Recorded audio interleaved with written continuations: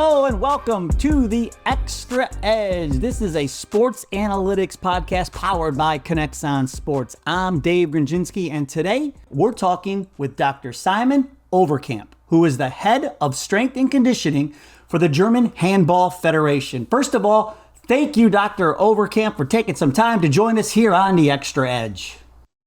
Hey, how's it going? Thanks for having me. Always. So now, I know you spent some time at the Olympic Training Center in Germany. You came to the United States to play college rugby on scholarship at Division II Lindenwood University in Missouri, the home of the Lions, where you also earned your master's degree. But I'm not done. You worked as an assistant strength and conditioning coach at the University of Iowa. Even did some strength and conditioning work in the NFL with the San Francisco 49ers. And now you're overseeing all of the athletes, both men and women, with the German Handball Federation. So let's start there. Can you first talk about your current role with the German Handball Federation? Of course. As you said, my job title is the head of strength and conditioning for the German Handball Federation. And not only do I oversee anything performance-wise for both the men's and women's team, but I'm also overseeing our under 18 and under 20 teams on the indoor version of handball for both genders.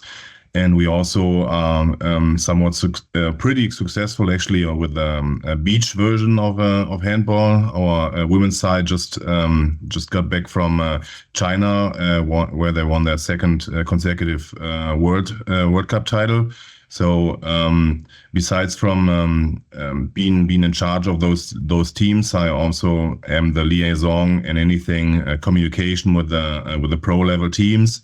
And then with of course, with their coaching staff. So that's kind of my role with us at the German Handball Federation. Well, you wouldn't be on this podcast if you weren't into data. And I know that you are into data. So on this podcast, we always talk about how coaches collect data and analytics and then use it to get insights and then take actions. Data, insights, and action. So let's start with some data, Coach. When were you first exposed to it, and when did you think, boy, this could make a difference for my athletes? You mentioned my time in the US, so that was probably my starting point in just collecting data, but also looking into it and what kind of benefit I get from those data, or more specifically my athletes get from that kind of data.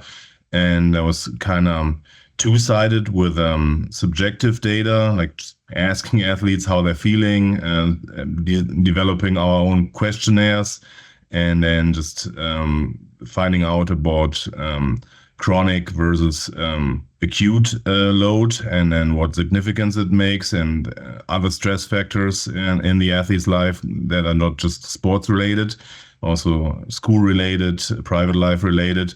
And then on the other side, objective data, not just on the playing field with GPS or LPS related data, but also in the weight room. Like my biggest interest, maybe you can tell that, or you can see that I'm less of an endurance guy and more of a strength guy. So my biggest pillar in coaching was always velocity based training, and then played around a little over the years with different systems to measure bar speed or speed of movement, and what tells me about athletes' fatigue, and then also being able to use that to improve athletes' performance.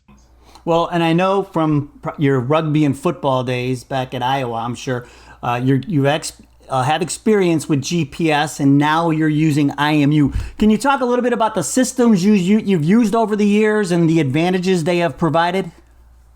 To be honest with you, at that point in my career, and probably at that point in just the usage of GPS, it was more collecting data than anything. And I think some of the data we collected was only put in perspective, like years in the future, or years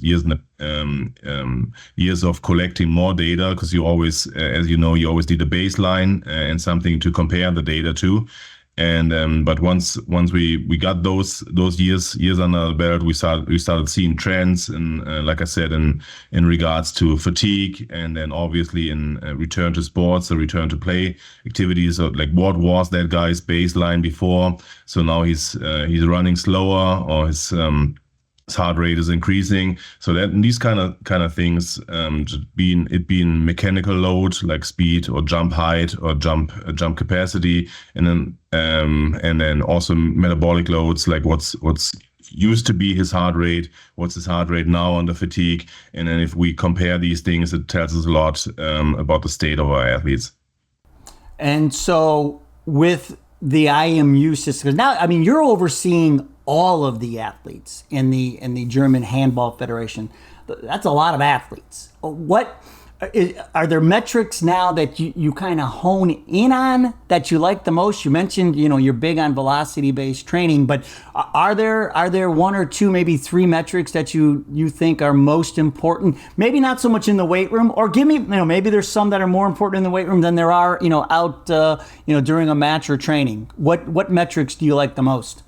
Mm-hmm. For me, it's really the main benefit of using the IMU system is any metric that's kind of intensity related. I'm not so much interested in for example, the overall distance they ran, or the overall number of jumps they did, but I'm more interested in let's say in like a tight game or tight practice situation, like how fast can somebody change direction, or like how fast somebody slow down. So really what it comes down to being a good athlete in regard to the sport of handball. So anything that's really sport specific, like I said, acceleration, deceleration, change of direction, jump height from different positions, from different jumping approaches.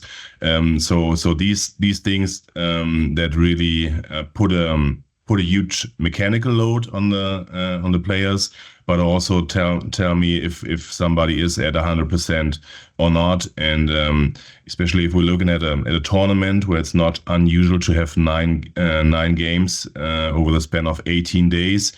Obviously, everybody is going to decline with fatigue piling up. Usually, the teams that fare best during Worlds, the European Championships, or now coming up the Olympics, are the ones that are able to rest their players before their performance declines too much, and not just performance-wise, but also obviously it's going to be a huge health issue, not just for us, but also for the clubs the guys are playing for.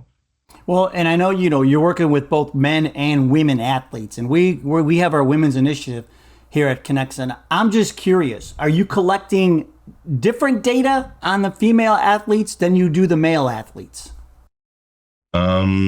Actually, I don't. I collect the same data, but I've made especially with handball, I made the experience that the female athletes are actually way more interested themselves in the data that we collect and what it actually means. So after a training session, I've learned that I can close down shop, or close down my laptop before we talked some things through. They always want to know what does that mean, Simon, and what does this mean, and what can I do to improve. So that's pretty cool, and obviously it helps me a lot with buy-in and just the role of collecting data during practice or during games.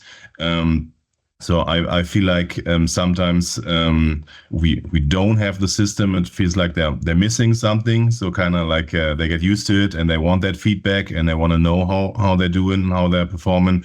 But in regards to the metrics or the data that we collect, I don't make a difference between a male and female. Goals or the objective is always the same. Decrease the risk of injury and improve their performance. It's always going to be the same. And so do you feel like the athletes, now that you've had some multiple seasons tracking and you have some data under your belt, do you see them more often now, especially when the preseason starts? Do they come in and say, hey, what was I doing last year, and start comparing, what they're doing now to what they were doing then? Mm-hmm. The special situation we have with both teams is, since we're not a club team, just a national team, we only have a limited amount of weeks and then training sessions together. So you, especially on the women's side, where it's not as common to have a system like the IMU at the club team level, you have this huge black box where you have, sometimes you go weeks or months with them being at a club and not having access to the data. So what we did on the women's side, we kind of developed a catalog of different drills and what it actually means in not just the accumulated acceleration load, but like in jump height, number of jumps we want to see from a drill, and then decline in acceleration or deceleration. What is actually the baseline for something, and not just for the team, but for the individual player. And that's actually a huge difference to the men's side. Like I said, the metrics are the same, but all the clubs teams are using the IMU as we do, and there's not really a black box. And obviously, we share the data, so I know at what load the guys are coming in, and the club team knows now like after this Olympic summer what kind of load did my guys receive. So there's obviously a huge benefit for both sides, for us as the German Handball Federation and for the club teams, but more than anything for the risk of injury for the players, just having solid data and knowing where on both sides where to pick up and where to start with the guys. Well, load management is such a big deal in handball because of the schedule and the grind. And not just, I mean, not only that, but the sport, it's a hard sport. I mean, it's a combination: basketball, football, rugby. There's, you banging against each other, running up and down, short sprints. But the load management aspect of handball, especially during an Olympic year, when your schedule now lengthens even more. Can you talk about the grueling schedule in handball and why load management is so important? Yeah, the sport of handball, if we're looking at the level that the players that make up the national team are playing at, we're looking at 60 to 70 games, and as you said, as a full contact sport with a floor that's not very easy on your joints. You have a lot of just overuse issues, and not just in the shoulder, but in the back and the knees. So anything that's kind of getting worked a lot doing games and practice. And this special situation with the Olympic Games, if we're looking at a season of handball, usually the guys have off time during the summer. But during this summer, we got the Olympics. So after the last game, which was on the last weekend of May, they got 2 weeks of vacation. Obviously with homework already, with the gym sessions and with the running sessions. And then we got together. We've now been together for 4 weeks in the Olympic preparations. And then obviously the physical aspect is going to be on the forefront during those first few weeks. And then if we're performing well, the medals are given out on August 11th during the men's tournament, and August 10th in the women's tournament. And then they got anywhere between 10 and 12 days before the league or the season in Germany starts. I'm not talking about practice. This is when the season picks up again. And then during the tournament, again, if we're reaching that point of the tournament, they've had 9 games over the course of 18 days. And then not the same preparation as the players that did not compete in the Olympics, and they just get thrown back into the mix. And then hopefully they get some time, some days off, and then proper build up to their first game of the season. But the reality is a little bit different. Obviously, the clubs are having a hard time resting their best players. Their best players are our players, so obviously we're going to have a hard time resting these guys. And then as I said, they're starting end of August again, and then it's all the way through Christmas. And then after Christmas, we got Worlds coming up. Again, 3 days off, playing Worlds for 4 weeks, and then it's 3 or 4 days off, and then the second half of the season, and then I get summer off. So pretty much they're just playing and training through an entire year, which is barely any time off, and then the demands of handball just ridiculous. And then on top of that, we're clearly number 2 in Germany, right after soccer or football. And then the style of travel is a little bit different. So sometimes you don't even get to fly, but you jump on a bus and then you travel 20 hours to somewhere in Eastern Europe, play a game, and then travel 20 hours back. So it's very tough on somebody that's 6'8" and 250 pounds, being crammed in the seat for extended periods of time. So, like I said, we're number 2, and we're especially on the men's side. There's financially it's becoming more and more attractive, but we still got a long way to go, I think, in regards to keeping our players safe and healthy. Well, you say you're number 2, but you're number 1 in our hearts. I just want to let you know that. So, especially for coming on the podcast, I really appreciate it. But I'm really curious to find out then now, I mean, because like the load management part of it is so important, and you just laid out like why it's so important.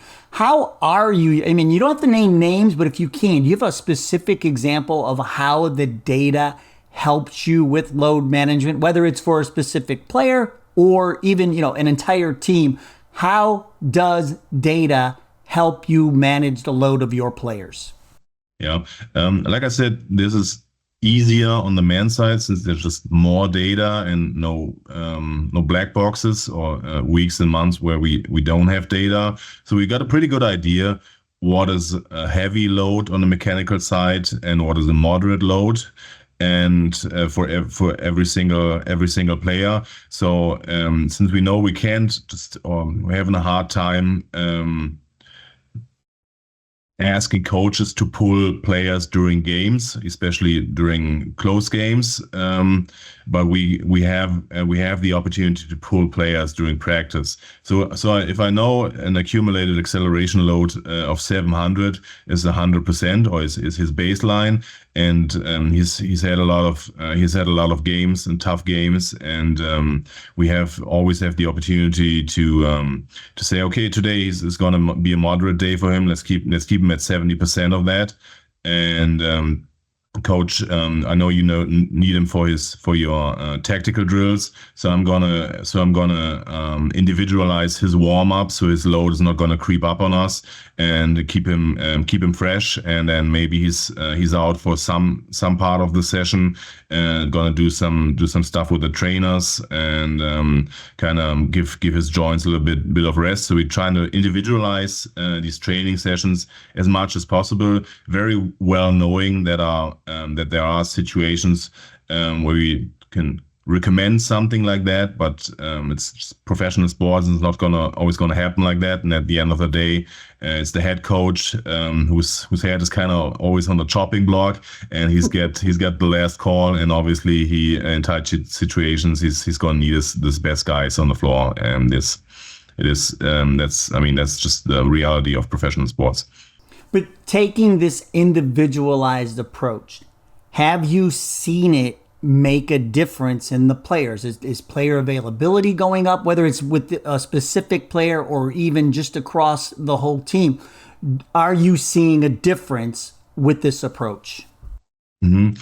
If we're looking at the the entire year or season of handball, the risk of injuries, especially ACL injuries, these numbers really skyrocket either in September, if it is an Olympic year, so they got a lot of playing time and no real preparation for the season, or in February, like I said, the international tournament, either European Championship or World Championship, is played in the month of January, and then it's 3 or 4 days time until the season starts again. Again, no real preparation, just the tournament. So those are the times during the year where we see like injuries like ACL tears just skyrocket. And we just now, and this is our third season using the IMU system, and we've seen so far, obviously, that the data is a little bit is not there where same as back in Iowa when we first started using GPS units. But this is the first Olympics, so I can't say anything or compare anything for the month of September. But during the month of February, we've seen a decline in knee injuries or ACL injuries of 17%, which may not sound much. Again, like I said, and we are just getting the hang of it and improving our communication with the club team side. But I think that's somewhere to start off. And I think any injury that we prevented helps. Yeah, and so are you? I mean, obviously, before the data, you saw the spike in injuries, and now with the data, you're seeing a decrease. Is any time along the line, whether it was with a specific player or a team, did you ever have like an aha moment where you're like, man, if we didn't have the data, we may not have been able to do that with this player, or this team may have not been able to accomplish what they have accomplished? Have you ever had any of those, man, thank goodness we had the data moments? We actually have those moments quite a few times, and not just me, but also the handball coaches. Like I said, we're trying to have like a playbook, not just in regards to tactic, but also an overview. What drill does produce what kind of load. And especially those handball coaches sometimes surprised like how much of a load a specific drill creates. And like I said, handball is always going to be a game of timing and intensity. Let's say the court is rather smaller in size during a specific drill. Actually, the load is going to be higher, even though you would expect the distance that is being run to be higher, but also the amount of accelerations and decelerations is going to be lower because there's more space. And the smaller the space gets, the harder the cuts and the changes of directions are going to be. And if we're looking at some of the positions in handball, like a shooter or a pivot, these guys are well above 100 kilos. And the more times, especially under fatigue, somebody has to put on the brakes or accelerate again, it's going to be creating a lot more load, and it's going to be more stress on the system. So sometimes a drill that was the coaches expected to be lower in load or lower in intensity, it was just the other way around. And that was really interesting for us, and it got the coaches thinking too, to schedule their training, not just the session, but the training week or the entire season a little bit different, and kind of build up in a more data-driven way towards designing those drills. So that was kind of like a big eye-opening thing, not just for me on the strength and conditioning side, but also on the sport coaches side. That's great to hear. And I'm wondering if you're collecting the same data on men and women. Are you seeing any trends like this on the female side as well, that you're collecting the data, especially since they're more interested in it? I mean, are you seeing any trends that are beneficial to the athletes? Yeah, like I said, one thing is collecting the data. Second thing is gearing or designing our training in a way that is not just less risk for the players, but we're also designing, or we are just using the data to actually gear what we do in the weight room for them. So we noticed with the females a huge decrease in the ability to not just decelerate, but to accelerate again during the second half, which is obviously kind of obvious because they're more fatigued. Now we started implementing drills and exercises in the weight room where we just ask them to do exactly that. We have them fatigued, and then in a safe setting, implement jumps or short sprints, even with them being fatigued. Whereas if you look at any exercise science book, you got to do those things when they're as fresh as possible and as rested as possible. But that's just not the nature of handball. You're going to be asked to sprint, stop, and jump as high and fast as you can in minute 58, just as you are going to be asked to do that in minute 3. So we're just trying to gear our training towards getting them as resilient as possible, and not just training a specific capacity like sprinting or jumping, but also training that under fatigue and being able to repeat that performance as many times as possible. One of the things we're doing on the female side that the teams we're working with is we're trying to create cycle-oriented workouts or cycle syncing workouts. And I know you're big on the daily questionnaires. On top of you're still a little old school. On top of the technology that you use, are you using daily questionnaires with your female athletes, or just in general? What are the daily questionnaires doing for you on the men's side and then also on the women's side? And let's start on the women's side. And are you honing in on maybe cycle syncing workouts? Yeah, as of right now, we are asking the men and the women the same questions. Like, how are you feeling? How did you sleep? How many hours of sleep did you get? Asking for muscle soreness, mental fatigue, and then we're asking them to rate their session, their training session. We know the length of the session, but we do not know how and we collecting data, but we do if we don't ask them, we don't know how tiring the individual athlete was feeling during that session. So we're still asking that, even though we're collecting the mechanical load. So those are the questions we're asking both genders. And since you've been asking about cycle-oriented training, I think that's very interesting, and I feel like that's probably the topic that's most popular around the globe right now, and that's got the highest ceiling at this point. We obviously, this is going to be I'm missing the English word. So the players can decide whether they want to answer the question, or if they don't want to answer that, it's not going to be it's up to them. And as of right now, it's probably around like 50-50 with the women's team.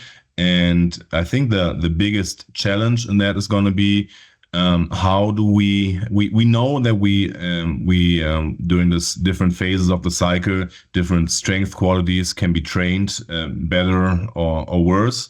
But like, how are we gonna implement that into our handball team training, where we need every player on the court, especially if we're going through our playbook?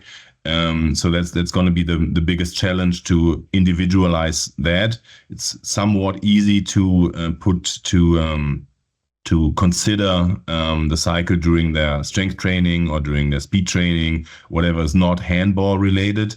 And as I said, it's going to be very interesting to find ways to implement that into handball training. Because as of right now, everybody's kind of at the same points. They haven't figured out how to individualize or base around the cycle.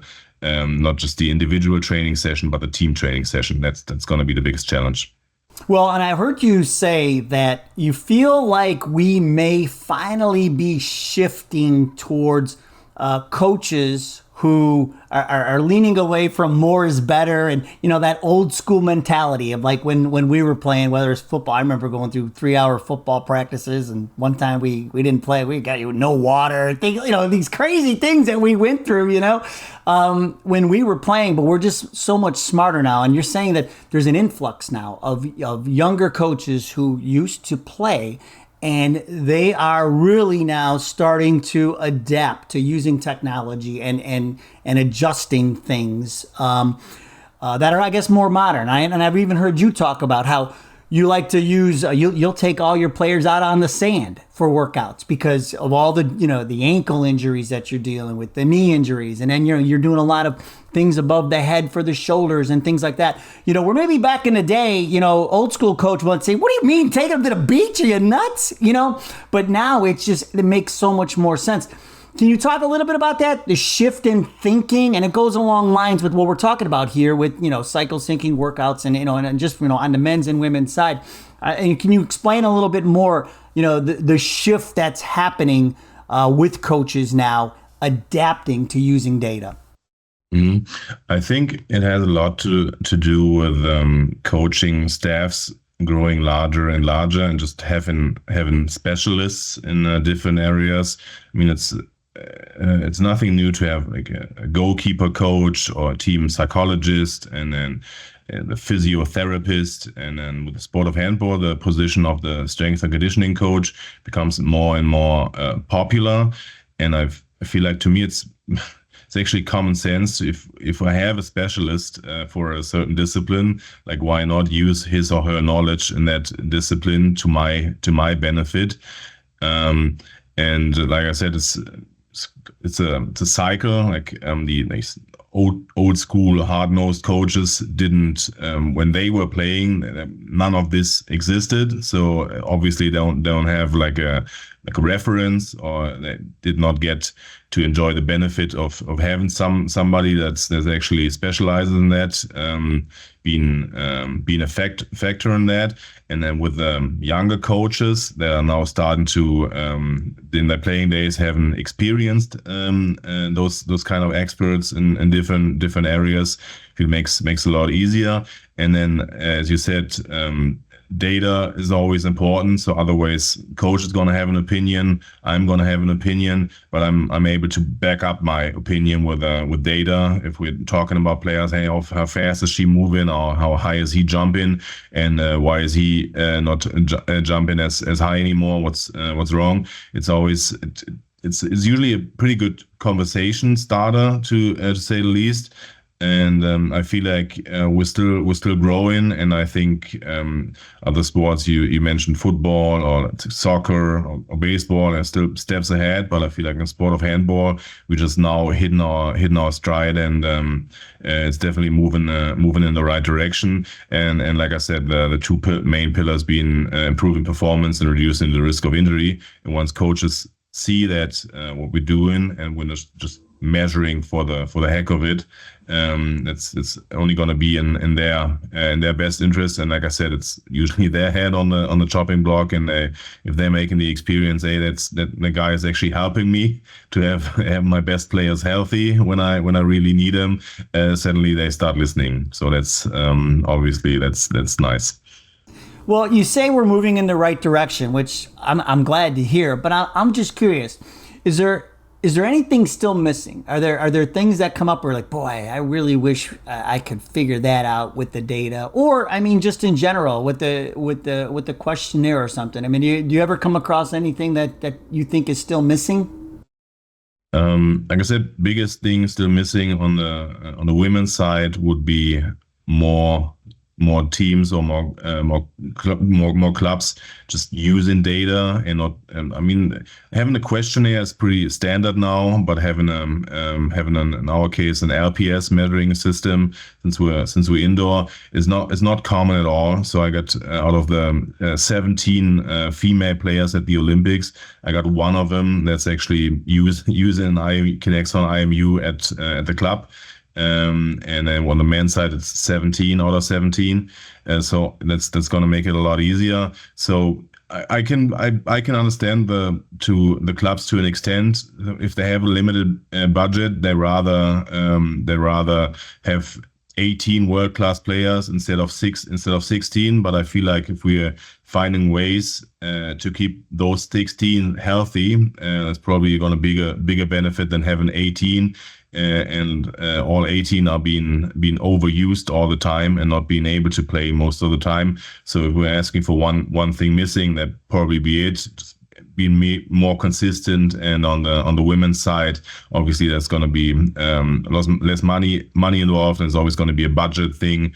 But I feel like making a smart decision in keeping your players healthy would be in the best interest, not just of us, but on the clubs as well. Do you think the study, well, I mean, we'll call it a study, you looking at the numbers and then coming back in February and you've got a 17% decrease in injuries. Do you think when coaches start, or whoever's the decision makers are with these clubs, start hearing things like that will help shift things in the other direction? Yeah, absolutely. And like I said, if we're not collecting data and using that data, it's just going to be you got an opinion, I got my opinion. So I present those numbers. Obviously names are blacked out and everything. And like I said, it's not a study yet, but it will be a study. And once we get to doing that, let's be as transparent as possible and be as open about as possible. I always get feedback, even if the female side having an IMU system is not common. I still encourage the sports coaches or the S&C coaches to ask as many questions as possible, so they can kind of lean into those decision makers at the club level. Hey, we need that too, and we want that too, and that guy's making some sense. So that's kind of the route that I'm going with that. Yeah, that is awesome to hear. This has been phenomenal. And I just want to ask you, is there anything that I didn't ask about that you think is important to mention before I let you go? Because man, oh man, the insights you have. Anything that I should have asked you about that I didn't? You could ask me. He's gonna be Olympic champion. Yeah. So yeah, that's right. Big deal, huh? Yeah, in my opinion, it's gonna be Germany twice. So, but I might be a little bit biased. But other than that, I think you covered pretty much everything. Yeah. Well, we know they got good coaches over there, right? So, and I won't hold the fact that you worked with Iowa, even though I'm in here in Ohio. I'm a Buckeye. But I love Iowa. Iowa's program, like that is just, they're just always good. They're such a tough out every year, very well coached. And so it doesn't surprise me that you were part of their success Yeah, I just love the entire blue collar mentality of the Midwest. And that's still to this day, even 10 years later, a big part of my coaching philosophy. And just like being hard-nosed and resilient, but also being smart about it. And so, yeah, that was really a defining time. And I remember, like, you said something about one of your favorite quotes. You can't pull from an empty cup. Came from a guy you work with in Iowa. Can you talk about that briefly? Yeah, it's. I think I talked about that when I was a guest at a different podcast. And we got two small kids at home, and we're talking about just challenges of being a coach and being away a lot, and then also being a father and a husband.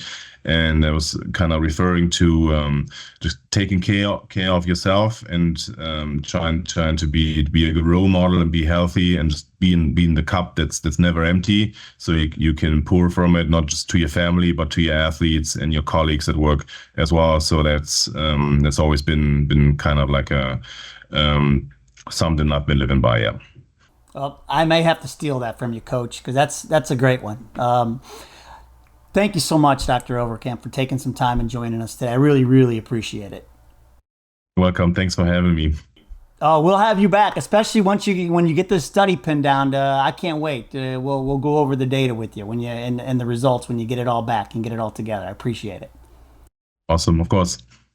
So if you know a great coach like Dr. Overkamp who's doing great things, winning games, and doing it with sports data and analytics, we'd love to hear about him.